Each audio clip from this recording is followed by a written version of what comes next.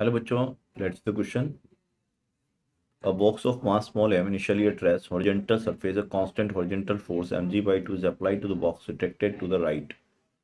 Coefficient of friction surface charges with the distance pushed as mu naught x, where x is the distance from the initial location for what distance the box pushed until it comes to rest again. तो बच्चों, अगर अपन यहाँ से अपन basic concept की बात करें, की concept की बात करें, तो की कॉन्सेप्ट क्या होगा यहाँ पर? की कॉन्सेप्ट, तो हमारा जो की कॉन्सेप्ट है वो है work energy theorem.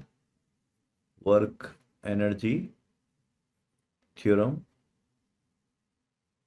And work done by and work done by variable frictional force. Variable frictional force. तो अब अगर अपन देखें बच्चों यहाँ पर, तो हमको वर्क एनर्जी थ्योरम यूज करनी है. मान लो एक ब्लॉक से आपका, ये बॉक्स है आपका, ये आपका सरफेस पर रखा हुआ किसी हॉरिजॉन्टल सरफेस पर. ठीक है, ये बॉक्स मान लेते हैं अपन एक हॉरिजॉन्टल सरफेस पर रखा हुआ है कुछ इस तरह से. ये हॉरिजॉन्टल सरफेस ले लेते हैं हम. यहाँ पर एक बॉक्स रखा हुआ है हमने. अब इस पे फ्रिक्शन कैसे लग रहा होगा? पीछे की ओर, क्योंकि एक फोर्स हम लगा रहे हैं आगे की ओर, जिसका वैल्यू जो है वो mg/2 है. तो मान लेते हैं ये आपके यहाँ से x इज इक्वल टू 0 है. किसी x is equal to x पे चला जाता हूँ मैं. यहाँ पे चला गया डिस्टेंस x पर. ठीक है, अब इस पे मैंने हल्का सा डिस्प्लेसमेंट ले लिया dx.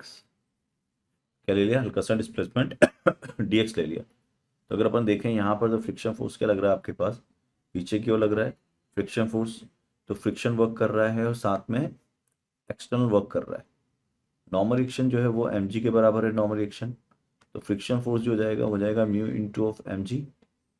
तो F हो गया आपका mu naught x into of mg. ये फ्रिक्शन फोर्स हो गया आपका.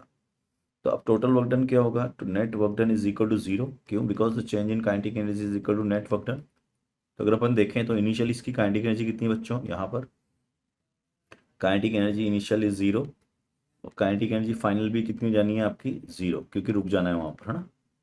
तो चेंज इन काइनेटिक एनर्जी 0 होनी है. इसलिए work done by mg plus work done by external plus work done by friction क्या हो जाना चाहिए? 0. वर्क डन बाय mg 0 हो जाएगा क्योंकि mg और डिस्प्लेसमेंट परपेंडिकुलर एक दूसरे के, तो ये तो 0 हो गया. प्लस w एक्सटर्नल कितना हो गया? mg/2 into d x. Work done by friction कितना हो गया? Minus of mu into mg into d x. और इस पूरे का हम क्या कर लेंगे? इंटीग्रेशन. कहाँ से कहाँ तक? 0 to x and 0 to x. तो ये हो जाएगा mg/2 इंटू डी एक्स का integration 0 to x minus mu naught mg into x into d x integration 0 से x and should be equal to 0. तो ये हो गया mg/2 into x minus of minus mu naught mg into x square by 2 and that should be equal to 0. तो mg x/2,